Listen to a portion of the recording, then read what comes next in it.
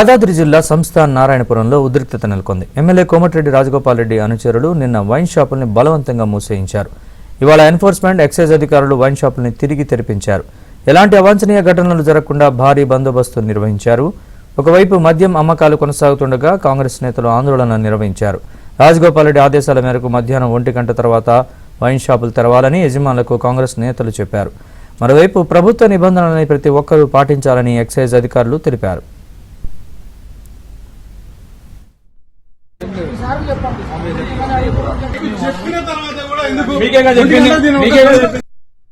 సాబ్ OP JP నుంచి చెప్పడానికి వచ్చినాం.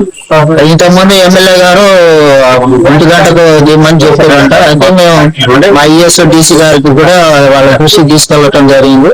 మీరైతే మీ రూల్ ప్రకారం ఎక్సైజ్ పాలసీ ఎట్లుందో దాని ప్రకారం ఫాలో అవ్వమని చెప్పి, అందులో నిన్న ఏదో చిన్న ఇష్యూ అయిందంటే మేము ఇక మా ఈఎస్ డీసీ గారు మమ్మల్ని ఎన్ఫోర్స్మెంట్ వాళ్ళను కూడా జీటీఎఫ్ వాళ్ళను పంపించడం జరిగింది. అందుబాటులో ఉండి వాళ్ళ దగ్గర ఉండి జీపీమని చెప్పి అందులో భాగంగా మేము రావటం జరిగింది.